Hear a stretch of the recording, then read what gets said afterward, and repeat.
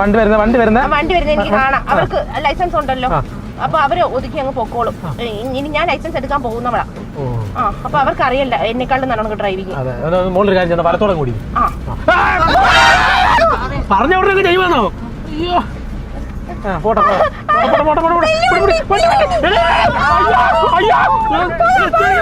മുഖത്തൊന്ന് കൈ മാറ്റി വെച്ചാ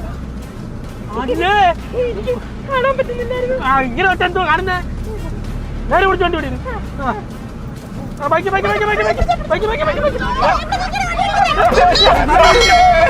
എന്താണ് കൊല്ലാനാണോ നീ ഇതിനകത്ത് കയറിയ? നീ എവിടെ നോക്കിയാ വണ്ടി ഓടിക്കുന്നത്? നേരെ ഓടിയത് ഇങ്ങനെ പോയാ പോവല്ലാരും.